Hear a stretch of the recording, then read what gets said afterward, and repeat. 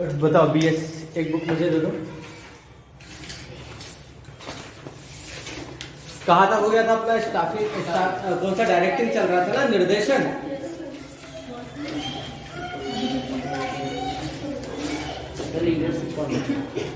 Directing कर रहे थे अपन। इसके अंदर अपना मॉनेटरी नॉन मॉनेटरी मोटिवेशन हो चुका था। फिर एलिमेंट्स ऑफ साउंड और गुड मोटिवेशन सिस्टम, एक अच्छे मोटिवेशन सिस्टम के बारे में अपन ने देख लिया था। फिर लीडरशिप,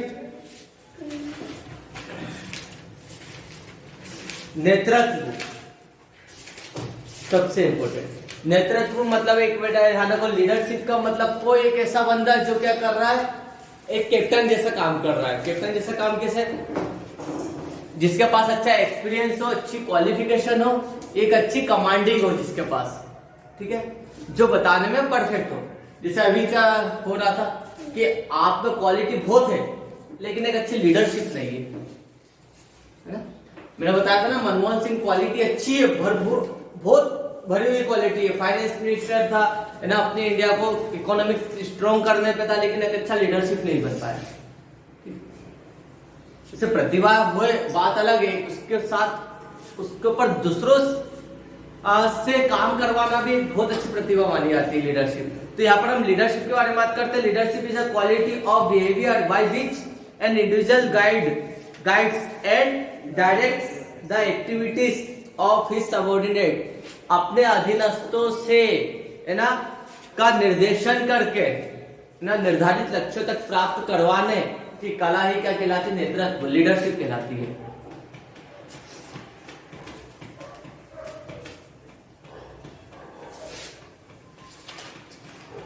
आपको ज्यादातर आता है इसमें क्वालिटी ऑफ गुड लीडर। एक अच्छे लीडर की क्वालिटी क्या होगी? क्या है एक अच्छे लीडर की क्वालिटी? बताओ, आपकी नजरों में एक अच्छा लीडर कौन होगा? अरे जो भी आपकी नजरों में मिल जाए एक अच्छा लीडर। लाइक अगर मेरी नजरों में एक अच्छे लीडर अगर अपन बात कर सकते हैं मोदी की, अटल बिहारी वाजपेयी की, एक अच्छे लीडर क्या हो? सबसे पहला उसकी है ना, उसको नॉलेजफुल पर्सन हो, ज्ञान हो, है ना, उसको क्या बोलना है, किस चीज के बारे में संबंध में उसको डिसीजन लेना, उसके बारे में उसको प्रॉपरली नॉलेज हो, है ना, ज्ञान अनुभव हो, एक्सपीरियंस हो, अनुभव हो ना। विदाउट एक्सपीरियंस अगर आप किसी को लीडरशिप दोगे तो वो कर पाएगा नहीं, है ना। लाइक न्यूजीलैंड अपन देखते हैं, उसमें कुछ ऐसे कैप्टन भी बना देते हैं जिनको एक्सपीरियंस ही नहीं है।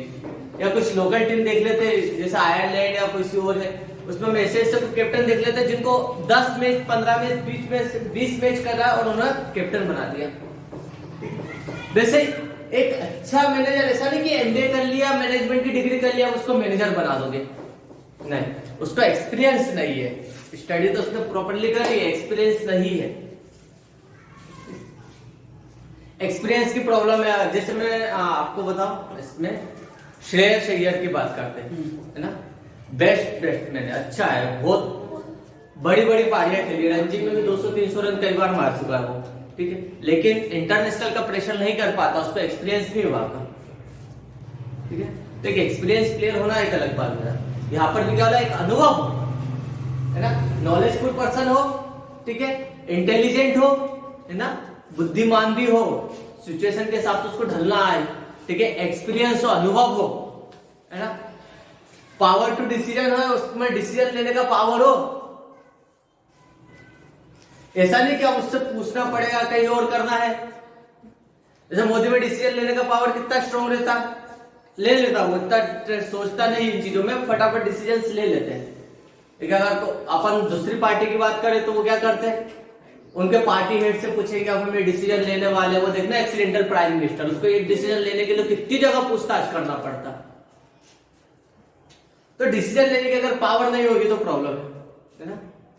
अट्रैक्टिव क्या हो, इफेक्टिव कम्युनिकेशन होना चाहिए, उसका संप्रेषण बहुत असरदार होना चाहिए कि लोग उसके ऊपर बात पे ट्रस्ट करें, है ना। मैंने प्रभावी संप्रेषण का मतलब क्या, मैंने आपको बात कही और आपको समझ में और आप उस बात से प्रभावित भी हुए, है ना। चीज देखते हो ना, मोदी टेबल ठोक ठोक के इतनी पावर से ऐसा बोलता कि सामने वाला विश्वास में आ ही जाता, तो एट्रैक्टिव पर्सन के साथ साथ क्या होना चाहिए, वो उसका कम्युनिकेशन इफेक्टिव होना चाहिए, है ना, संप्रेषण प्रभावी होना चाहिए। और क्या कर सकते हैं, मैच्योर होना चाहिए, बचपना नहीं दिखना चाहिए। दिख जाता ना बचपना राहुल गांधी जी में, जब आपको पूरा देश रिप्रेजेंट कर रहा है, आपके पास सामने इतने मतलब वो लगे हुए कैमरा लगे, आपको छोटी छोटी बातों का आपको नोटिस कर लिया जाता है, तो वहां पे हंसी उड़ जाएगी। अब बचपना है और मैच्योरिटी नहीं दिखती ना, तो कहीं ना कहीं दिक्कत हो जाती है। एक वो हुआ स्पीच दे रहा था मोदी, तो माइक अचानक बंद हो गया। दोनों का कंपैरिजन करके बताया।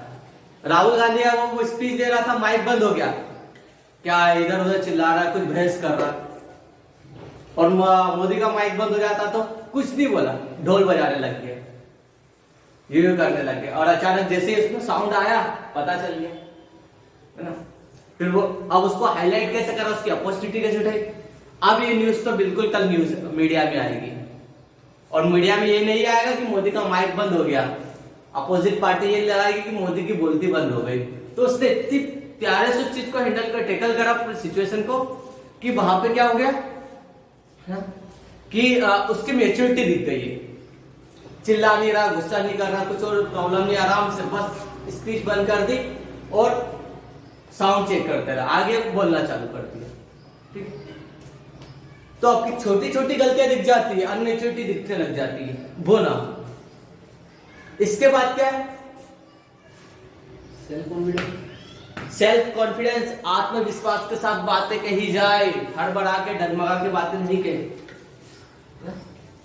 सेल्फ आत्मनिर्भर हो, मतलब उसका आत्मविश्वास बहुत अच्छा हो, जब कोई बात अपनी कहे इतने विश्वास के साथ कहे कि उसको भी विश्वास है कि मैं जो कमिटमेंट कर रहा हूं वो सही है और कहीं ना कहीं अप्लाई होगा अच्छा। और अगर आप अपनी बात पे डगमगा गए, घबरा गए, किसी प्रकार का कोई ऐसा कमिटमेंट कर दिया जो आप फुलफिल ना कर पाओ, तो एक अच्छे लीडर में क्या क्वालिटी होना चाहिए, सेल्फ कॉन्फिडेंस होना चाहिए, मैच्योर होना चाहिए, इंटेलिजेंट होना चाहिए, एक्सपीरियंस होल्डर होना चाहिए, नॉलेजफुल पर्सन होना चाहिए, ठीक है। और कितने बता सकते हैं यार, अपन अपनी नजरों में कोई सा भी पर्टिकुलर एक नहीं, बहुत सारे लीडर है ना। आप किसी भी लीडर को देख के बता सकते हो कि उसमें मतलब क्या क्वालिटी हो सकती है। वही क्वालिटी एक अच्छे मैनेजर में भी होना चाहिए जो किसी कंपनी में लीड कर रहा हो, है ना। एक अच्छा मैनेजर नॉलेजफुल पर्सन होना चाहिए, है ना, इंटेलिजेंट होना चाहिए, होशियार होना चाहिए, है ना, सेल्फ कॉन्फिडेंस होना चाहिए, अपनी टीम को लीड कर रहा तो कोई सी बात अपने कॉन्फिडेंस से कहे, कोई सा टारगेट अचीव करना है तो प्रॉपर इतनी अच्छे से प्लानिंग करे कि उसको भी विश्वास हो प्लानिंग सक्सेसफुल हो जाएगी, ठीक। ये क्वालिटी होनी चाहिए, कम्युनिकेशन उसका अच्छा होना चाहिए, मैच्योरिटी होना चाहिए उसके पास। और क्या बता दिया, डायनेमिक पर्सनालिटी, उसका व्यक्तित्व इतना आकर्षक होना चाहिए कि आने से पहले ही एक्साइटमेंट हो जाए कि एक बहुत अच्छा लीडर आ रहा है जो हमें कमांडिंग कर रहा है। और क्या पॉजिटिव एटीट्यूड हो, नेगेटिव बातें ना करें कि ये नहीं हो पाएगा, ऐसा नहीं हो पाएगा, भैया अब तो फंस गया, अब कुछ नहीं हो सकता है, ऐसा नहीं हो। उसका एटीट्यूड कैसा हो, पॉजिटिव हो, है ना, सकारात्मक दृष्टिकोण रखे, है ना। ह्यूमन टच, है ना, ह्यूमन टच का मतलब बता सकते हैं, मतलब है ना, उसकी बातें और उसके जो भी डिसीजन है वो इंसानों को मतलब क्या दूसरे ह्यूमंस को टच करे, ठीक है, उन्हें भी विश्वास हो, मतलब क्या उनके अंदर भी पॉजिटिव एटीट्यूड जगाने वाला हो। इनिशिएटिव, जिसके अंदर पहल करने की क्षमता हो। एक अच्छा लीडर वो होता है जो अपने भी ऊपर वाले अधिकारी को भी कुछ अच्छा बता सके या क्या कर सके, उसके अंदर इनिशिएटिव करे, कुछ नयापन ला सके उसमें, है ना।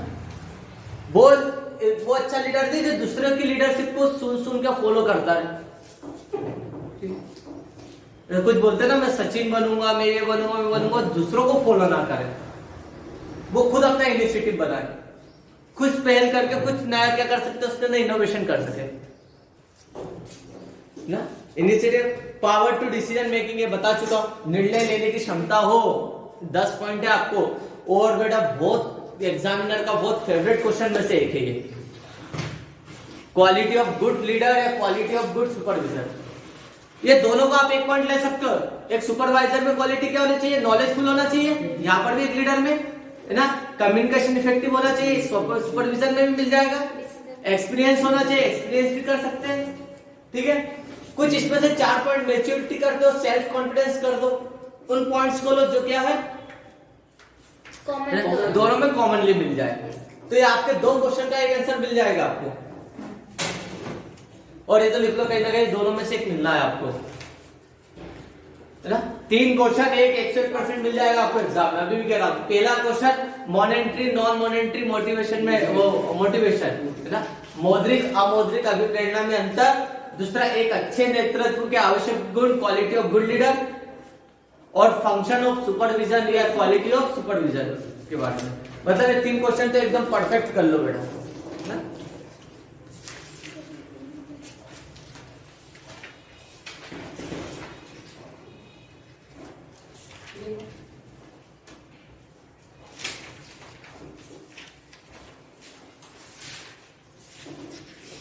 Importance and function of leadership. एक अच्छे नेता का महत्व बताना। अगर आपको एक अच्छा लीडर मिल गया तो क्या फायदा रहेगा आपकी फर्म में। हम देश में अगर एक अच्छा लीडर मिल गया तो क्या फायदा हुआ, वैसे अगर एक फर्म में एक अच्छा लीडर मिल गया तो क्या फायदा होगा। Developing team spirit. एक अच्छा लीडर मिल जाता है ना तो क्या होता है बेटा, टीम में भी काम करने की क्या होती, भावना जागरूक हो जाती है। धोनी मैंने बताया ना, एक अच्छा लीडर कर लेता, टीम को लीड कर लेता, तो क्या करते, टीम कोऑर्डिनेशन के साथ वर्क कर लेती। देखता ना लड़के क्रिकेट ने तो बोले सर हमें तो समझ ही नहीं आ रहा है, लड़कों का आ गया। 2003 वर्ल्ड कप कहाँ पे हुआ था, साउथ अफ्रीका में। हाँ, साउथ अफ्रीका में हुआ था। टीम को लीड कौन कर रहा था, सौरव गांगुली। खाली 3 प्लेयर थे, 3 या 4 प्लेयर, मोहम्मद के, अनिल कुंबले और सहवाग, और ये तो सब पहले वर्ल्ड कप खेल रहे थे, युवराज सिंह और ये सब 2003 में तब, है ना, एकदम राहुल द्रविड़, गांगुली और सचिन, ये 3-4 प्लेयर ऐसे थे जिनको वर्ल्ड कप का एक्सपीरियंस था, वो भी हारते हुए आ रहे थे। लेकिन गांगुली ने इसके बाद भी पूरी यंग टीम को लेके गया और फाइनल पहुंचा था। फिर ऑस्ट्रेलिया के साथ फाइनल हुआ था, है ना। तो क्या है, उसका जो सेल्फ कॉन्फिडेंस इतना था, एग्रेसिव। देखो गांगुली भी बहुत है और कोहली भी बहुत है। गांगुली थोड़ा ज्यादा, वो टी शर्ट उतार के नाचने लग जाता था, है ना, बहुत एग्रेसिव था। तो यार ये क्या होता है, एक अच्छा लीडर मिल जाता है तो सामने वालों को भी काम करने में मजा आता है। वो उनको खुद को लगता नहीं हमें कोई अच्छा लीड कर रहा है, तो काम आप ज्यादा अच्छे से करते हैं। Establishing relation between top level management and subordinate. एक अच्छा लीडर क्या करता है, उच्च प्रबंध और नीचे सबऑर्डिनेट कर्मचारी उनके बीच में अच्छा समन्वय स्थापित करता है। इनमें कोई डिस्प्यूट नहीं होता, किसी प्रकार का कोई काम नहीं रुकता। डायनेमिक डायरेक्शन, है ना, डायनेमिक मतलब इनका निर्देशन क्या होता है, स्थिति के हिसाब से बदला जा सकता है। इसके बाद क्या बता दिया, worker friend, philosopher and guide. ये एक अच्छा लीडर क्या होता है, वर्कर्स कर्मचारियों के दोस्त जैसा काम करता है, ठीक है, एक अच्छा गाइड देता है ना, निर्देशक रहता है। आते हैं 4-5 पॉइंट्स और भी बता सकते हैं इसमें। मॉडल बिल्डिंग्स बता सकते हैं, मॉडिफायर बिहेवियर्स बता सकते हैं। मॉडिफायर बिहेवियर्स मतलब क्या, परिस्थिति के हिसाब से अपना व्यवहार चेंज कर लेता, बदल लेता। 4 पॉइंट्स कर लेना, इसके एक बार समझ लेना। बाकी आता मोस्टली यही क्वालिटी ऑफ गुड लीडर, है ना। 99% अगर क्वेश्चन पूछेगा तो इसमें से यही पूछेगा वो।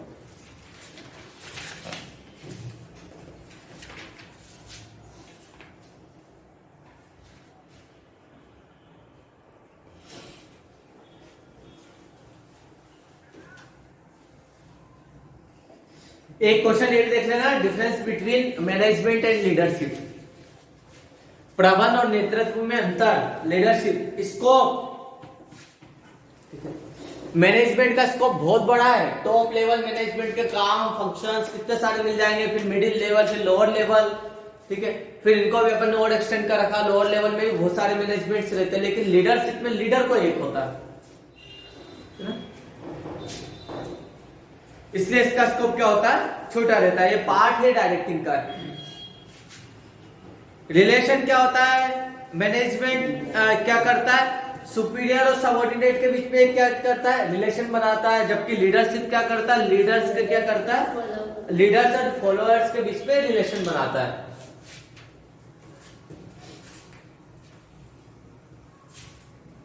तीन पॉइंट करना बेटा, इसमें डिफरेंस में 3 पॉइंट होने चाहिए। इसके बाद 5th नंबर का पॉइंट और देख लो, इजी पड़ जाएगा आपको। स्टेबिलिटी, मैनेजमेंट स्टेबल होता है, जबकि लीडर क्या होता है? डायनामिक होता है। लीडर्स तो चेंज हो जाते हैं, किसी भी कंपनी में फर्म में आप देखोगे तो लीडर से डायनामिक्स होते हैं, जबकि मैनेजमेंट टॉप, मिडिल और लोअर लेवल फिक्स रहते, स्टेबल रहते हैं।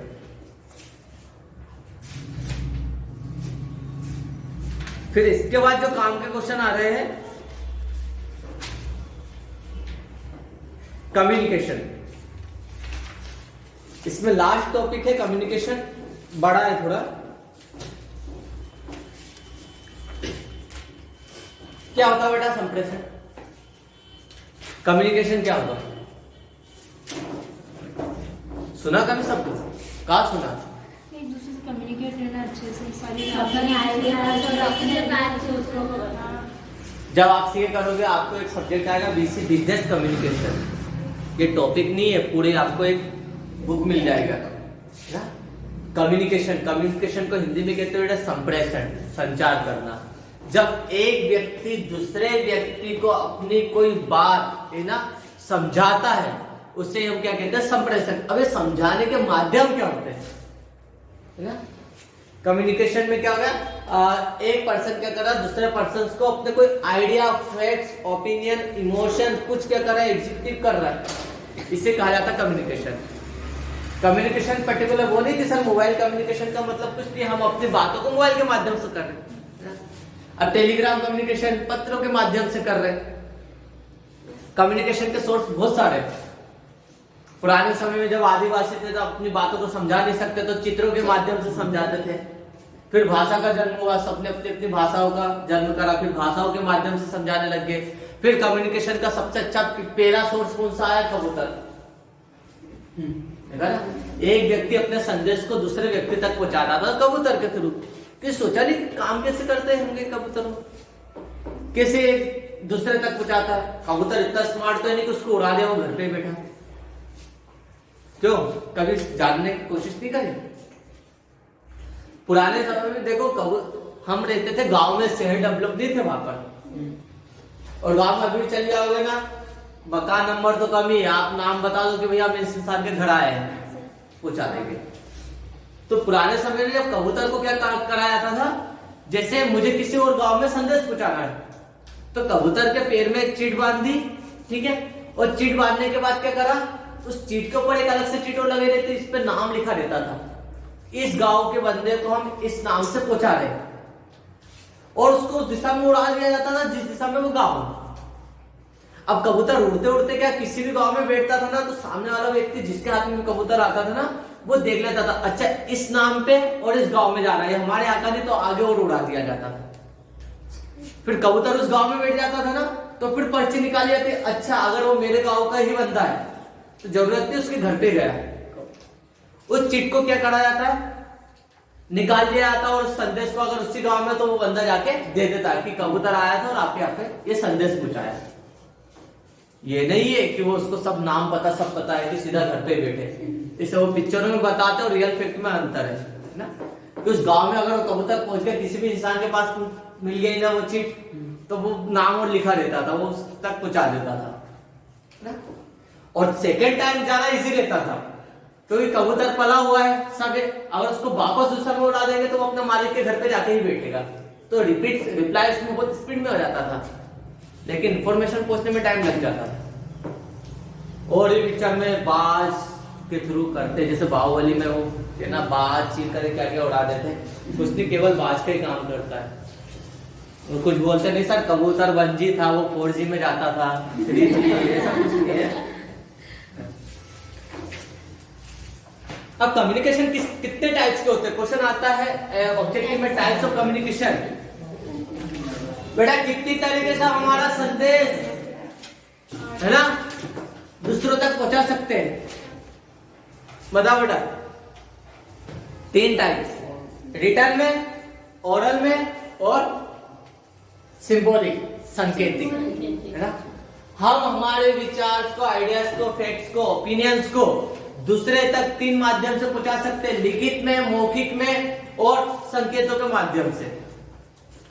अगर हम गाड़ी चलाते हैं तो सामने डायरेक्शन लिखा रहता है, यू टर्न का, लेफ्ट का, राइट का साइन बोर्ड, वो हमारे गवर्नमेंट हमें क्या बताना चाहती है, हमें रोड पे चलने के रूल्स एंड रेगुलेशन को फॉलो करवाती है। ये सांकेतिक है, आपने सारे बताया, सांकेतिक में जाएगा, है ना, सिंबॉलिक कम्युनिकेशन में जाएगा। आपने हमारी बात को लिख के पहुंचाया तो रिटर्न में, बोल के कहा तो ओरल कम्युनिकेशन। तो 3 टाइप्स के कम्युनिकेशन होते हैं, संप्रेषण 3 प्रकार के होते हैं, लिखित, मौखिक और सांकेतिक। कहा है तो रिटर्न, वर्बल और सिंबॉलिक।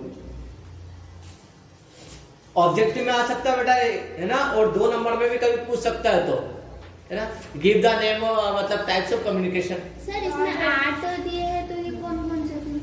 वो बेटा कम्युनिकेशन की प्रोसेस है ना। मैं भी इसके अंदर दे नहीं रखा टाइप्स, लेकिन आता है बेटा, है ना।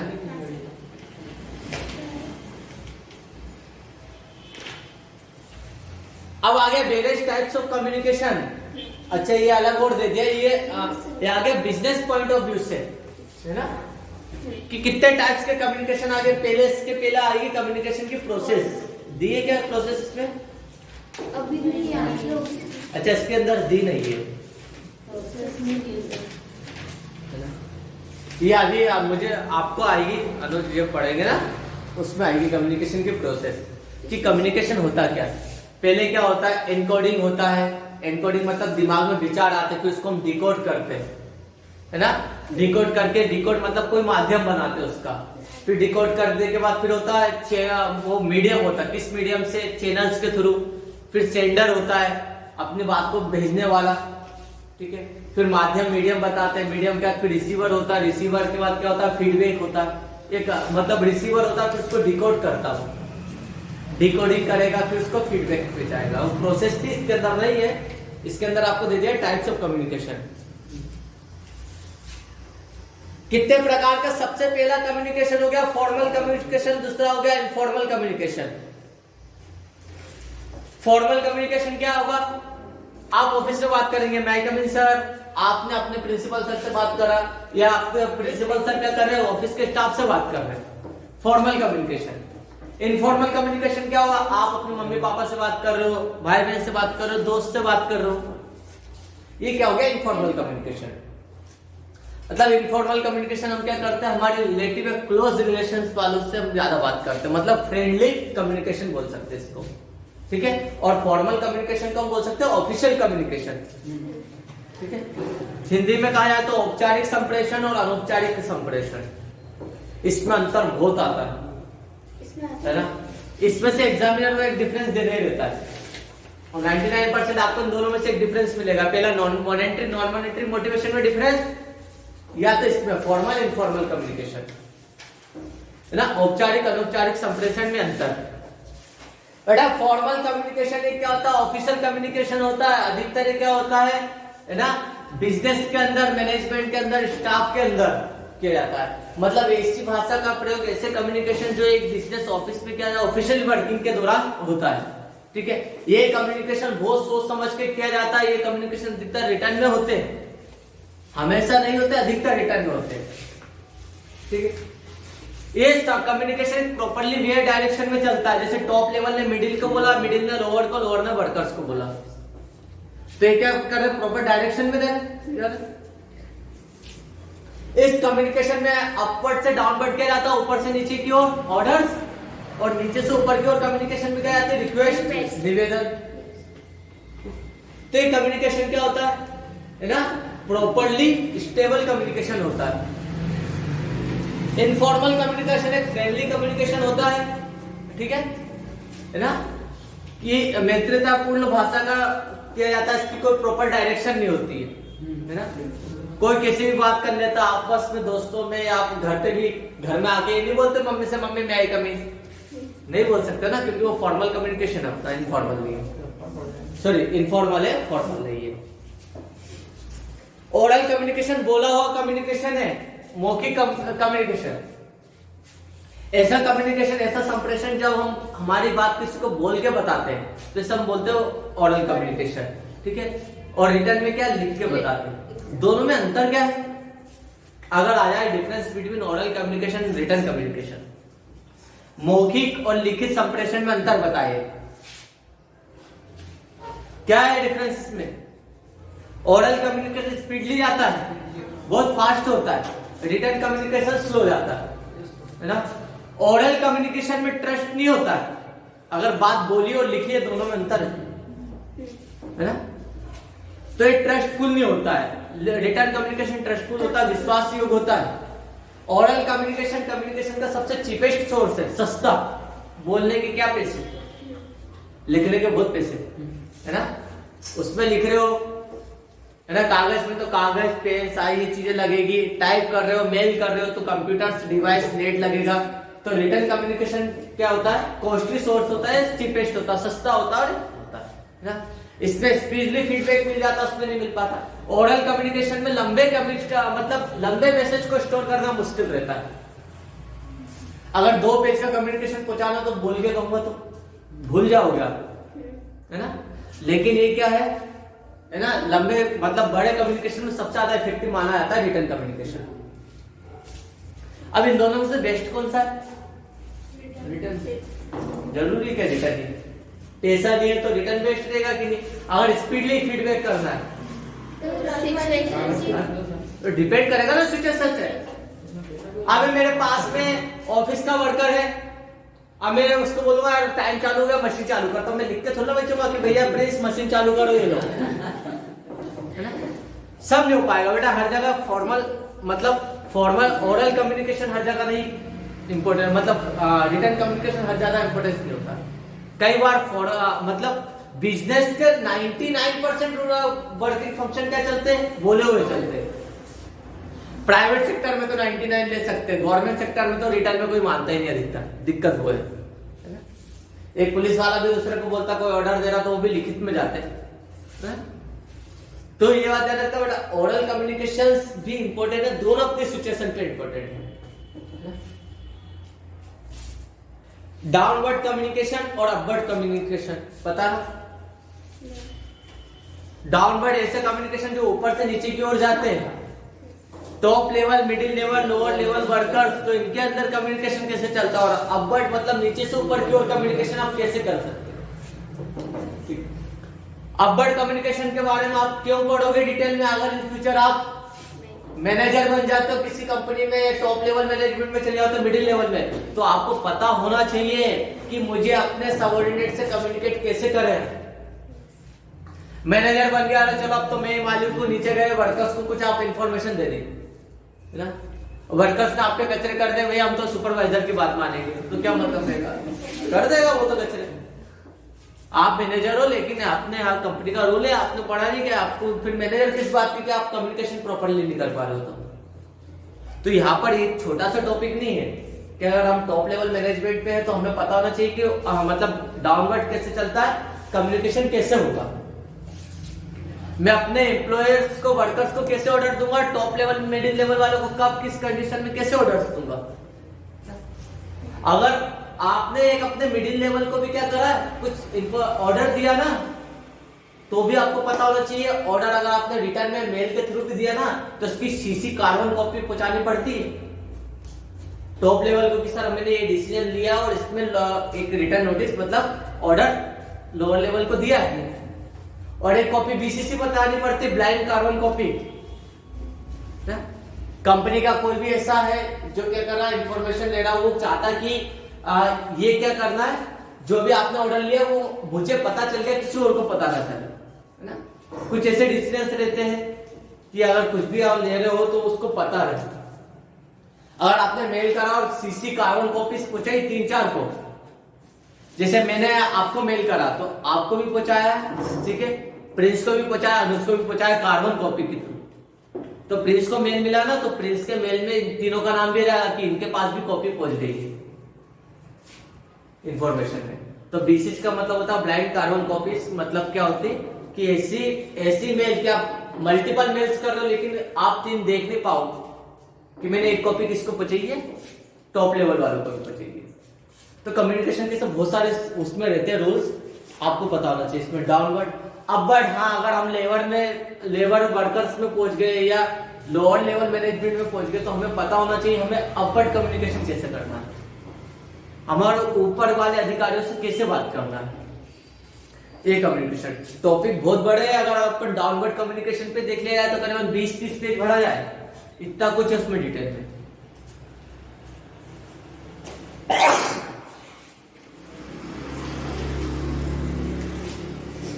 फिर आ गया हॉरिजॉन्टल कम्युनिकेशन और गेस्चर कम्युनिकेशन।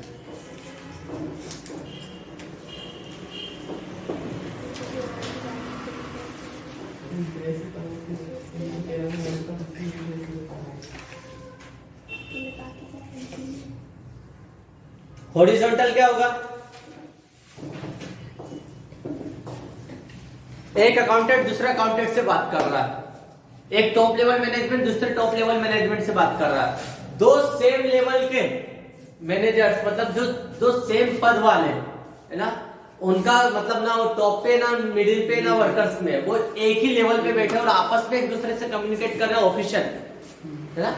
तो ऐसे कम्युनिकेशन को क्या बोलेंगे आप? हॉरिजॉन्टल, है ना, सीधी रेखा में, मतलब उसका दोनों का स्तर एक जैसा है। एक पुलिस वाला सेम उसी की पोस्टिंग वाले से बात कर रहा है, किसी को इसके बारे में चर्चा कर रहा है, हॉरिजॉन्टल, है। एक वर्कर दूसरे वर्कर से बात कर रहा है, हॉरिजॉन्टल कम्युनिकेशन। और कौन सा इसमें? Gesture communication through gesture is used to make, है ना, वर्बल और रिटन कम्युनिकेशन मोर इफेक्टिव। लिखित और मौखिक संप्रेषण को और असरदार बनाने के लिए गेस्चर कम्युनिकेशन का उपयोग किया गया है। द इंपोर्टेंस ऑफ गेस्चर में भी वेविंग ऑफ हैंड्स, है ना, क्या लिखा? पोटिंग ऑफ लिप्स, है ना, movement of eyes, shaking hands and painting on back, ये वही होगा गेस्चर्स वाला जो मैंने बताया। सिंबॉलिक कम्युनिकेशन, सांकेतिक कम्युनिकेशन वो है इसके अंदर, है ना, इसका नाम दे दिया गेस्चर। टाइप्स ऑफ कम्युनिकेशन है immediate, effective on the communicating. कई बार कुछ बातें ऐसी होगी कि जो अपन बोल नहीं सकते या लिख नहीं सकते, अचानक से बताना। अपन कोई आ रहा भागते हुए, आपको पता बोल दूर से आ रहा है, अब उसको बोल लेंगे तो वहां तक आवाज भी नहीं जा सकती, लिख के भी नहीं पहुंचा सकते, तो आप बोलते ना रुक जा, तो दूर से समझ जाएगा कि हमें रोक रहा है। कम्युनिकेशन इशारों से हो गया। कुछ बातें कहीं बीच में बैठ गई, है ना, मम्मी पापा नहीं आंख दिखा देते, समझ जाते अपन कुछ गड़बड़ कर रहे हैं, बोल भी नहीं सकते। रिश्तेदारों के बीच में रहते छोटे बच्चे, बड़ों के कचरे कर देते, कई बार आगे कुछ बोल देते, कुछ ऐसी चीजें, फिर वो मम्मी पापा का उनका एक ही रहता गेस्चर की बड़ी आंख दिखा देंगे, समझ जाएंगे बच्चे की निकल लो घर में अंदर। तो गेस्चर कम्युनिकेशन होता है। इसमें बेटा ज्यादातर आता है आपको ओरल और रिटन कम्युनिकेशन के बारे में, लिखित और मौखिक संप्रेषण। फायदा बताना आपको आगे, एडवांटेज ऑफ ओरल कम्युनिकेशन, मौखिक कम्युनिकेशन के क्या फायदा है, मतलब संप्रेषण का बता सकते हो। ओरल क्या फायदा? सर स्पीडली हो जाता है, चीपेस्ट है, स्पीडली आपको क्या रिप्लाई भी जल्दी मिल जाता है, ठीक है। और क्या बता सकते हैं इसके अंदर?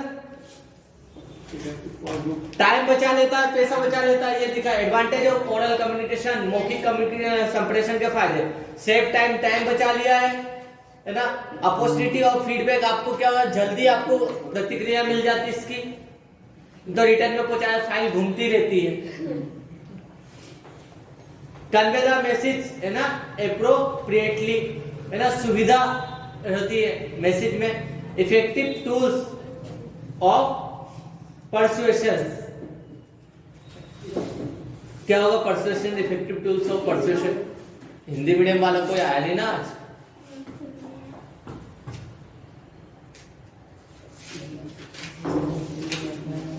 परसुएशन का मतलब बोल सकते हैं, है ना, व्यक्तिगत टच होता है एक तरीके से।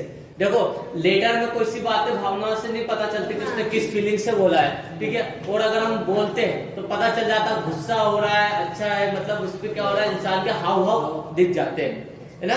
ओरल कम्युनिकेशन में इफेक्टिव ऑफ ग्रुप के लिए सबसे अच्छा माना जाता है। अगर मुझे 100 लोगों को बातें समझानी है तो मैं क्या करूंगा, ओरल कम्युनिकेशन एक ग्रुप के लिए लूंगा। कि अगर किसी को हम लिख के पहुंचाएंगे तो 100 लोगों तक ये बातें लिख के पहुंचाना तो टाइम और लग जाएगा। और क्या बताते हैं, इकोनॉमिक सस्ता रहता है, चीपेस्ट बता सकते हो, इजी विड्रॉल, बोलना सबसे आसान है, लिखना थोड़ा मुश्किल है। कुछ लिमिटेशन भी रहती है, लेकिन वेस्ट ऑफ टाइम, कई बड़ी बातें कहते गए तो इधर से सुनेंगे इधर से निकाल देंगे। कई बार ऐसा रहता है हम सुनते वही जो हमारे काम की होती है। समस्या ये हो सकता है कि मैं कुछ काम की बातें कह रहा, लेकिन जो आपको आपके काम की लगेगी वही सुनोगे। समस्या होता है, घर वाले चिल्ला रहे डांट रहे, हम सुनेंगे नहीं, भले से हमें कितना भी ज्ञान दे रहे सुनेंगे नहीं। लेकिन अगर जहां उसने आपके कुछ थोड़ी सी भी काम की बात कह दी ना कि तो पास हो जाता है मोबाइल, अच्छा मोबाइल, हाँ बोलो अब क्या कह रहे हैं, बस इतना सुनते थे। आप क्या बोलोगे, हमारी काम की बातें अब सुन दो। इतनी देर से डांट रहे तो कुछ लेक्चर दे रहे आधे घंटे से, पढ़ ले, पास हो जाए, ये कर ले, वो कर ले, लेकिन जैसे ही बोला पास हो, मोबाइल दिखाएंगे तो तुरंत आंख और दिमाग दोनों खुल जाएंगे। तो ये क्या होता है कि वेस्ट ऑफ टाइम रहता है। लंबे कम्युनिकेशन के लिए क्या होता है, इसमें देखिए oral communication does not always save the time, हमेशा टाइम बचाता नहीं, कई बार टाइम वेस्ट भी कर देता है।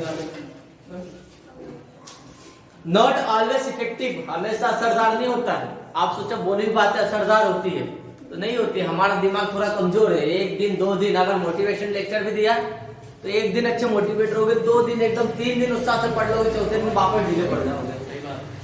वो होता ना, मोटिवेशनल लेक्चर कब तक काम करते हैं, 1 दिन 2 दिन 3 दिन, चौथे दिन बाद उसका असर कम हो जाता है।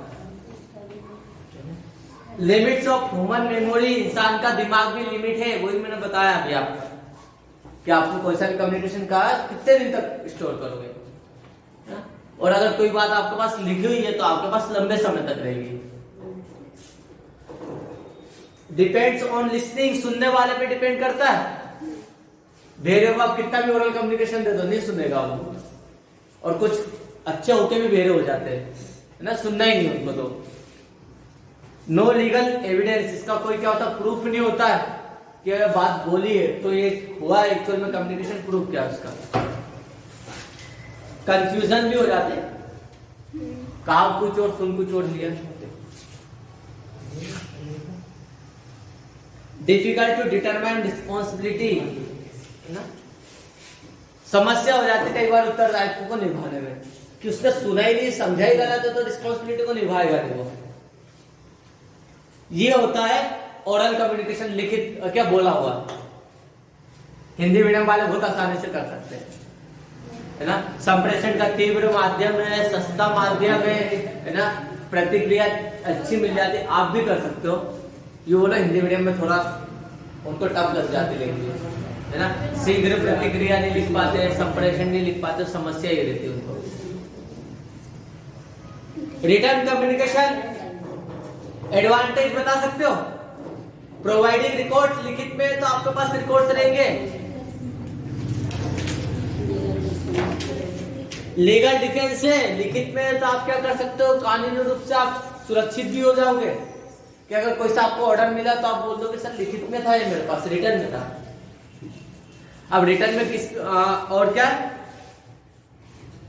प्रमोट यूनिफॉर्मिटी, किसको प्रमोट करता है, एक उसको प्रॉपर्ली स्ट्रक्चर्स को फॉलो करता है, जो कंपनी की पॉलिसी प्रोसीजर है उसको फॉलो करता है। इसमें ये बताते हैं कि भैया एक है ना कम्युनिकेशन कंपनी के पूरे उसके अंदर ही हुआ है ना, पॉलिसी प्रोसीजर्स के अंदर ही हुआ है। लार्ज स्कोप है, बड़े लेवल का कम्युनिकेशन रिटर्न में अच्छा माना जाता है। 2-3 पेज का कम्युनिकेशन है तो क्या, फिर क्या, इमेज बिल्डिंग, विश्वास को क्या करता, बढ़ाता, विश्वसनीय होता सबसे ज्यादा। विश्वास किस पे करेंगे? बोली हुई बात पे विश्वास करेंगे, लिखी हुई पे तो बोलेंगे सर हम रिटर्न कम्युनिकेशन पे ज्यादा बिलीव करते हैं। और एक अच्छी इमेज बिल्डिंग होती है जब कोई सा कम्युनिकेशन इमेज मतलब क्या होता है, रिटर्न में होता है। एक्यूरेट सही भी होता है ना, बोली हुई बातें में पता ना 2-4 नमक मसाला डाल के ही बोलते लोग, और लिखी हुई बातों में डरते हैं कि अगर इसमें मैंने कोई सी बात कम ज्यादा कह दी तो वो समस्या हो जाएगी। प्रॉपर असाइनमेंट और रिस्पॉन्सिबिलिटीज पता चल जाती है कि भैया मुझे दिया है, लिख के दिया है, तो ये मेरी रिस्पॉन्सिबिलिटी, मुझे काम करके देना है, ये होता है। अगर लिमिटेशन बताए तो लिमिटेशन कितनी रिटर्न कम्युनिकेशन की? सर कॉस्टली है, बहुत स्लो चलता है, धीरे धीरे फाइल आगे आगे जाएगी, है ना, पेपर का बटन पे बटन बढ़ते आता है। अब सरकार के पास कितने रिटर्न कम्युनिकेशन जाते हैं, उनके पास पेपर पे पेपर बटन बढ़ते जा रहे हैं, एक ही प्रॉब्लम आ जाती है। और क्या बताते, कॉस्टली हो गया, प्रॉब्लम ऑफ फीडबैक, उत्तर देने में भी समस्या आ जाती है, टेक्स मोर टाइम, ज्यादा समय लेता है ना, प्रॉब्लम इन क्लियरिफिकेशन, कई बार कुछ बातें ऐसी रहती है जो क्लियर नहीं हो पाते, समझ नहीं आती है, तो उसके क्लियरिफिकेशन लेने में फिर उनको लेटर लिखो।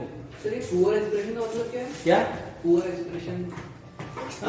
एक्सप्रेशन क्या होते हैं लेटर में? कोई एक्सप्रेशन होते क्या? हंस के लिखा है, रो के लिखा है, लेकिन अपन जब कम्युनिकेशन ओरल होता है उसमें हम बता सकते हैं हम रिक्वेस्ट क्या कर रहे हैं, क्या नहीं कर रहे हैं। पेपर में मतलब रिटर्न में कोई एक्सप्रेशन नहीं होता है। आपके घर में भूकंप आ गया, कुछ भी आ गया, एग्जाम डेट है, कॉपी में लिखना तो लिखेंगे। एग्जामिनर को एक ही मतलब है, क्वेश्चन पूछा ना, आंसर होना चाहिए, नहीं हो कोई मतलब नहीं। बहुत सारे अलग अलग नोट लिख के आ जाते हैं, है ना, कि मेरे घर में सब बीमार है, ये है, मैं बहुत गरीब परिवार से हूँ, अगर मैं पास में हो तो सुसाइड कर लूंगा, सब बहुत सारे नोट से जाते हैं। एक नहीं बहुत है, आप 12th की जो कॉपियां चटती फिर न्यूज में आते लिख देते, कुछ तो नोट चिपका के जाते कॉपी में। हाँ 500 के 1000 के 2000 के नोट चिपका के आ गए थे, बताया कि वो स्टेपलर ले गया, नोट चिपका दिया, बोले सर पास कर देना, बस पासिंग मार्क्स पैसे पहुंचा रहा हूँ। इस तरीके से जाते हैं। और बहुत सारों का दिमाग तो देखो, कॉपियां, हाँ एक कहा का था मेरे शायद स्कूल का नाम नहीं ले सकता हूँ, है ना, वहाँ पे कितना दिमागदार बच्चा 11th में कॉपी, उसको पता है कि हिंदी का पेपर है, इंग्लिश का पेपर है, वंडर ऑफ साइंस ले आएगा ही, ठीक है, या तो फिर वो गेम्स एंड स्पोर्ट्स का आएगा, हिंदी के निबंध लिख ले, कुछ क्वेश्चन ऐसे जो आ नहीं है। अब वो एग्जाम की कॉपी सेम वही पेज के लिए आया है खरीद के, और जेब में स्टेपलर पेजेस सब अच्छे से रख के लाया। उसको पता था वंडर ऑफ साइंस है, कॉपी जैसे एग्जाम की कॉपी मिली, स्टेपलर निकाली, खोली, है ना, अब कॉपी पूरी खुली, उसके अंदर पेज लगाया, स्टेपलर चिपका दिया, ये हो गया वंडर ऑफ साइंस का, ऐसे लिखा गया। ऐसे ऐसे दिमाग लगा लेते हैं, है ना, लिखने की जरूरत नहीं, बस सेम पेज लिया, उसमें लगा के चिपका के स्टेपल कर दी। ऐसे बहुत सारे अलग अलग दिमाग लगाते हैं। क्रिएटिविटी ज्यादा रहती है चीट करने वालों पे, है ना। एक और पेन आया था जिसके ऊपर लाइट चलाते हैं तो फिर उसमें दिखने लग जाता है ना, रेडियम से कुछ लिखा जाता है उस पर, वो वाले भी पेन्स बहुत सारे आए ना? और भी बहुत सारे। एक तो भैया कॉपी, सर कितनी नकल कर ली कि सर कैसे सिग्नेचर करते, कैसे नंबर देते, तो क्वार्टरली में फेल हुआ बच्चा, मेरे पास ही आया था, स्कूल का ही केस बता रहा हूँ मैं, इतना एक्सपर्ट उसने देख लिया मैं कैसे चेक करता हूँ, कैसे नंबर आता है, मेरे साइन जैसे सब। अब वहां पर उसने कुछ भी लिख लिया, जैसे ही पता चला 15 मिनट बाकी है एग्जाम के, तो 15 मिनट में वहीं पे बैठ के कॉपी भी चेक कर दी उसने, राइट 5 नंबर 3 नंबर 4 नंबर ऐसे करके 80 नंबर दे दिए उसने, मेरी सिग्नेचर भी कर दी और कॉपी जमा कर दिया नंबर देके। अब मजे की बात है, चलो वो 40-45 नंबर देता तो पास भी हो जाता, उसने 80 नंबर दे दे खुद को, सबसे बड़ा तो वही पे फंस गया।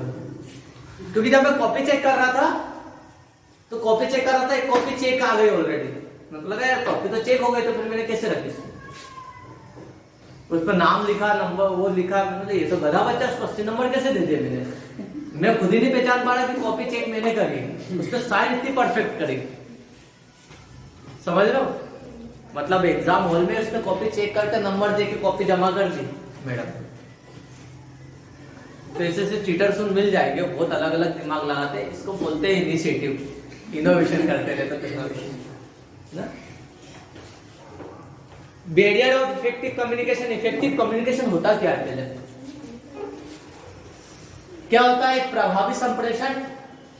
जिस बंदे ने जो बात जिस वे में कही है उसको वो उसी वे में समझे।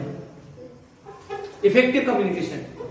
किसी प्रकार की कोई समस्या नहीं, अगर मैंने आपको कोई बात कही, आपने उसको कुछ गलत वे में नहीं ली, कुछ गलत समझे नहीं, कम्युनिकेशन पूरा आपके पास गया है। इफेक्टिव कम्युनिकेशन इसे बोलते हैं असरदार प्रभावी संप्रेषण। कुछ बातें सुनने में समझने में कुछ गड़बड़ी हो जाती है ना, वो ना हो। एक अच्छा कम्युनिकेशन कब होता है? सबसे पहला प्रॉब्लम ऑफ लैंग्वेज। हाँ बोल, मैं तो आप सब शांत है, पिन भी नहीं गिरेगी, आप तू बोलने वाला मैं सुनने वाला। पता चल रहा वो कन्नड़ बोल रहा, आप हिंदी समझ रहे हो, है ना। इंग्लिश, चलो इंग्लिश ना उसको आती ना आपको आती, तो भी एक इफेक्टिव कम्युनिकेशन कब आती है? सबसे ज्यादा जब होती है लैंग्वेज की प्रॉब्लम। आर्मी में बहुत प्रॉब्लम होती है इससे, या मल्टीनेशनल कंपनियों में भी ऐसी होती है कि ऑल इंडिया के अलग अलग स्टेट के आते हैं, बेंगलोर के आगे, इधर के आगे, किसी और पश्चिम बंगाल के आगे, अब सबकी लैंग्वेज रहन सहन अलग। आर्मी में तो सबसे ज्यादा प्रॉब्लम होती है।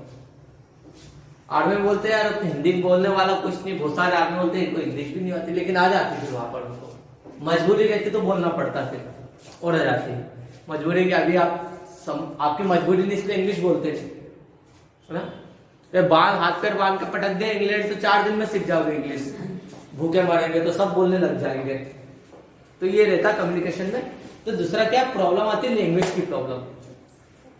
सबसे बड़ी प्रॉब्लम आती है इफेक्टिव कम्युनिकेशन में लैंग्वेज की। लैक ऑफ अटेंशन, ध्यान ही नहीं है।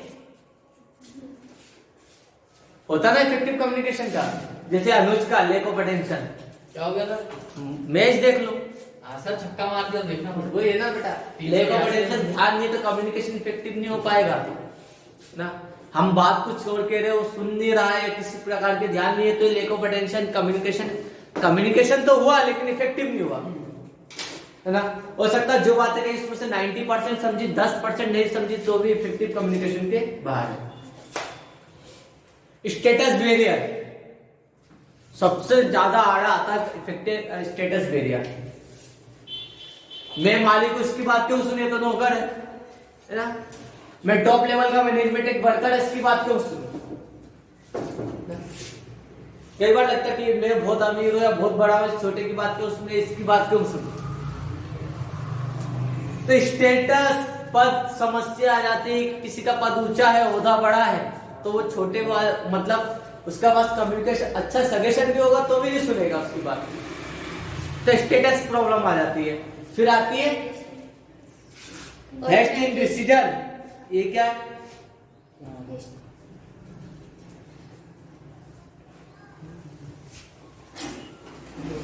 द कम्युनिकेशन फॉर्म्स अ बेसर, है ना, opinion about the communication. Take a decision in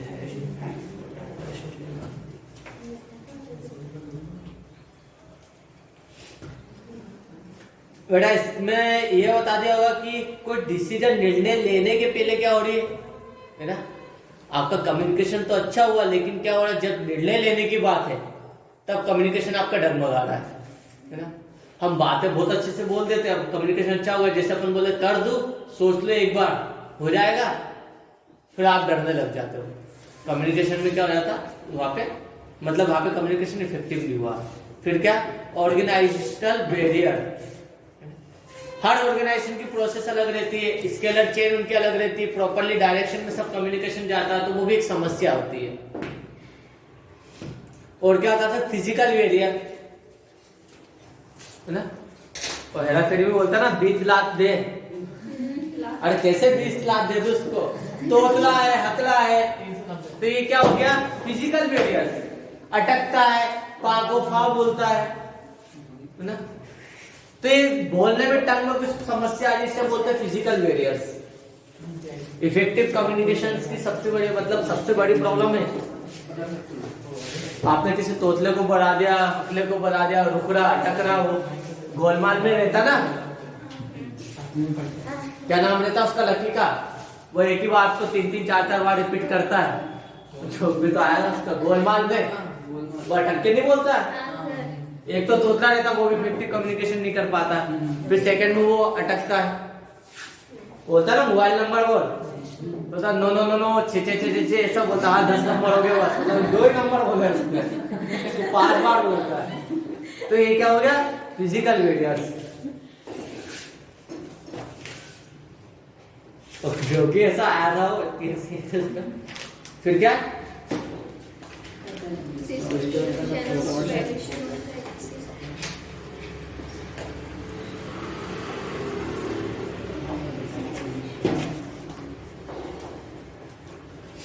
main मुद्दे के अलावा भी आपने और बातें कह दी, तो इफेक्टिव कम्युनिकेशन तब भी नहीं हो पाएगा ना।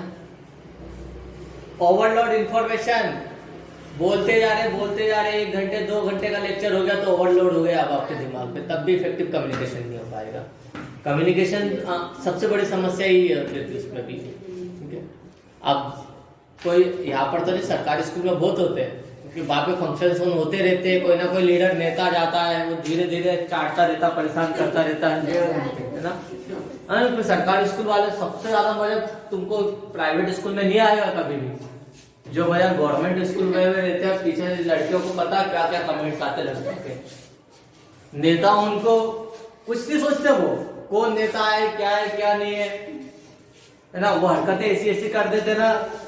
हम गए थे मूवी देखने सरकारी स्कूल से, तो 15 मिनट हुए, पिक्चर चालू है, 16वें मिनट में सब बच्चों को बाहर निकाल दिया और रस्सी बम फोड़ दिया थिएटर में। वो बंद थिएटर में इतनी तेज आवाज है, पर्दे के ऊपर ही फेंका उन्होंने रस्सी बम। तो 5 मिनट में तो बंद करके सब बच्चों को बाहर निकाल दिया, तब से कहीं दे नहीं रहे। और स्कूल में जो नेता है उसको क्या सम्मान कर देते हैं, तो सम्मान तो छोड़ दो, उसका अपमान बहुत बड़ा हो गया। उसको भी क्या माला आला खींच ली उसके सामने, लड़ पड़े, माला तोड़ दी, है ना। कुछ ना कुछ ऐसे कमेंट्स करते हो, 5 मिनट भी कोई चुप नहीं बैठता है। लेकिन कभी भी कचरे नहीं हो स्कूल के, संभाल लेते लड़के, सब संभाल लेते हैं। सारे मैडम संभालते, उनकी कमांडिंग इतनी अच्छी, उनको पता बच्चे करेंगे और उठेंगे परेशान होंगे, फिर वो सब टैकल कर लेते हैं। होते रहते ना अपने इसमें, तो होते रहते हैं, बहुत होते हैं। क्लास टीचर सर मैडम को सबको पता है कि क्या होने वाला और कैसे हैंडल करना, एक्सपीरियंस हो जाता है उनको।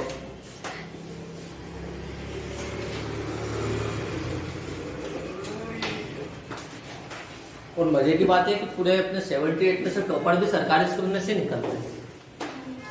आपको किसी भी स्कूल का कितना भी रिजल्ट आए, अब वो बात अलग है, सरकारी स्कूल के टेम्पलेट नहीं छपते इसके 80%, 90%, 95%, लेकिन फर्स्ट वही से बनेगा आपको। 4 नंबर स्कूल से यहाँ से वही से बनते हैं। तो बच्चा इतना एक्टिव रहता, अपना इंदौर भी घूम के आ गया, और बड़े बड़े गवर्नमेंट अधिकारी भी उसमें से निकलेंगे। सबसे अच्छी बात तो है सब वही से निकलेंगे। तो किताबी ज्ञान तो है उनमें, उसके साथ साथ क्या रहता है, पूरा इंदौर भी है, आड़े तेरे लोगों से लड़ते भिड़ते रहते, सब संभाल लेते वो सिचुएशन को। तो इसलिए वो अपॉर्चुनिटी का फायदा उठाना भी बहुत अच्छे से जानते हैं। कम्युनिकेशन में दे दिया आपको, यहाँ पे बेटा क्वेश्चन कितने इंपॉर्टेंट आ जाएंगे, पहले आप देख लो, क्वेश्चन लिख लो इसके। चैप्टर बड़ा है, मैंने बोला था टाइम तो लगेगा इसमें। ये पढ़ाना इसलिए था कि इसके अंदर 4 नंबर का ऑब्जेक्टिव मिलेगा आपको। ऑब्जेक्टिव 4 नंबर के, 3-3 नंबर के 2 क्वेश्चन, 10 नंबर का चैप्टर है। चैप्टर कौन सा सर है? डायरेक्टिंग।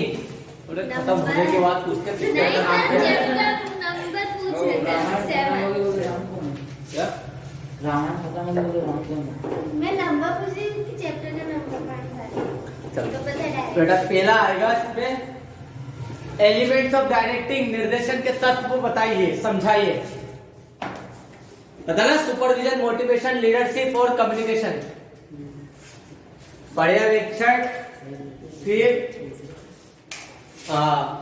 मोटिवेशन को क्या कहेगा, अभिप्रेरणा, प्रोत्साहन भी बोल सकते हैं, लीडरशिप नेतृत्व और कम्युनिकेशन संप्रेषण। बेटा दूसरा क्वेश्चन आता है, explain the importance of directing, निर्देशन के महत्व को समझाइए।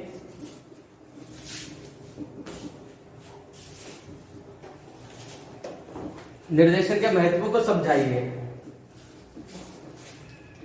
इंपॉर्टेंस है ऑब्जेक्ट आ जाए एक ही आंसर है ना।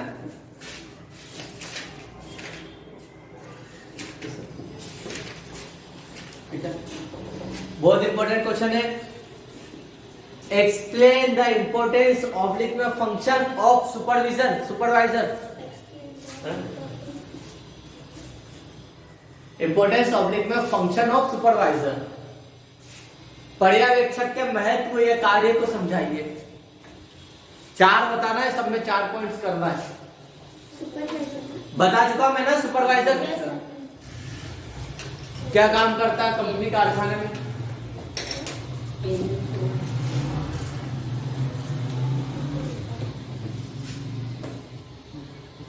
दूसरा, क्वालिटी ऑफ गुड सुपरवाइजर, एक अच्छे पर्यवेक्षक के आवश्यक गुण बताइए। वो आ गया इसमें सुपरवाइजर में। नॉलेजफुल पर्सन हो, है ना, सेल्फ कॉन्फिडेंस हो, एक्सपीरियंस हो उसके पास, और एक क्या अच्छा कम्युनिकेशन हो। ये 4 पॉइंट्स तो आप ये बता दोगे।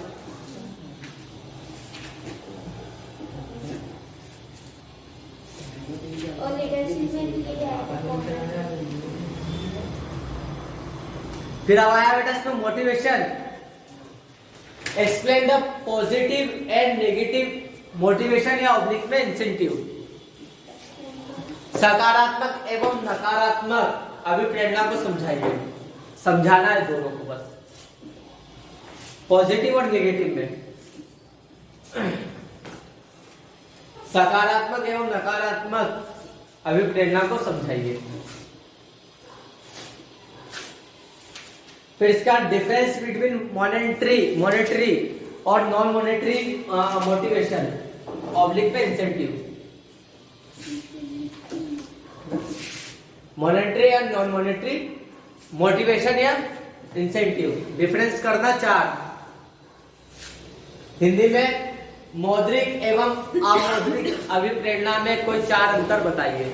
मौद्रिक एवं अमौद्रिक अभिप्रेरणा में कोई 4 अंतर बताइए।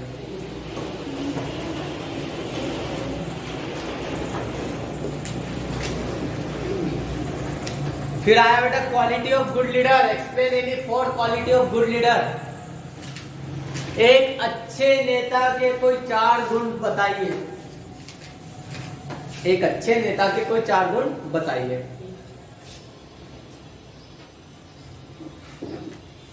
पूर्ण ज्ञान हो, है ना, प्रभावी व्यक्तित्व हो, अनुभवी हो, है ना, निर्णय लेने की क्षमता हो, है ना, क्या सकारात्मक व्यक्तित्व हो, ये बता सकते।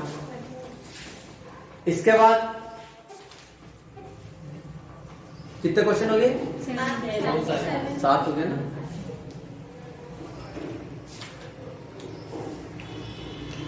तीन क्वेश्चन नोट करने पड़ेंगे बेटा, क्योंकि 4 तो आपको एग्जाम में ही मिल जाएंगे। एक इसके और में 3 नंबर के 2 क्वेश्चन मिल जाएंगे ना इसमें, 6 नंबर के। सर 3 ऑब्जेक्टिव ले क्या? 3 ऑब्जेक्टिव ले। इसमें difference between management and leadership, प्रबंधन एवं नेतृत्व में अंतर बताइए।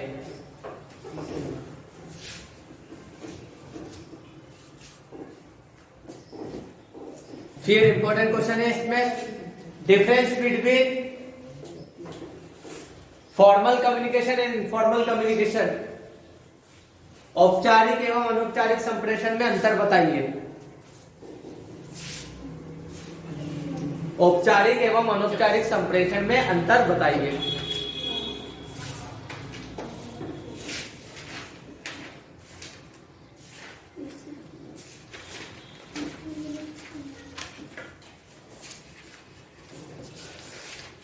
And last,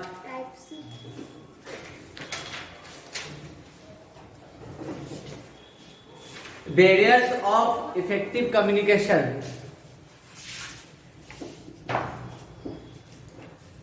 explain the barriers of effective communication. Explain कर देना ना, एनी 4। हिंदी में प्रभावी संप्रेषण की किन्हीं 4 बाधाओं को समझाइए। एक प्रभावी संप्रेषण की किन्हीं 4 बाधाओं को समझाना। क्या भाई की भाषा संबंधित बाधा है, ठीक है, दूरी भी बता सकते हैं, डिस्टेंस प्रॉब्लम, है ना, और भी बहुत सारे इसके अंदर कम दे रखी है, भाषा संबंधित बाधा है, मतलब लैंग्वेज प्रॉब्लम है, डिस्टेंस है, फिजिकल बैरियर्स है ना, शारीरिक बाधा है, ठीक है। और क्या हो, तकनीकी बाधा भी हो सकती है, टेक्निकल प्रॉब्लम, चिल्ला रहे हो मोबाइल में उसको सुनाई नहीं दे रहा है ना, नेटवर्क नहीं आ रहा है, या सर्वर डाउन है, मेल नहीं चल रहा है, ये भी आ सकती है टेक्निकल प्रॉब्लम्स। इसमें नहीं दिया है लेकिन लिख सकते हैं। स्टेटस है ना, पद संबंधित बाधा है, ध्यान नहीं है, लेक ऑफ अटेंशन दे दिया है ना, ओवरलोड इंफॉर्मेशन, सूचनाओं का अत्यधिक सूचनाओं का भार, ये बता। बाकी ये भी कर सकते हो है ना। एक क्वेश्चन और कर लो, advantages of written and oral communication, ये और छूट गया था। लिखित और मौखिक कम्युनिकेशन के महत्व बताएंगे।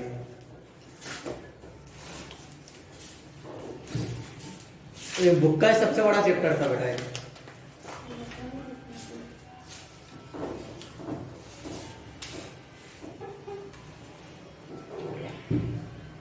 हो गया, अब इसके ऑब्जेक्टिव देख लेते हैं।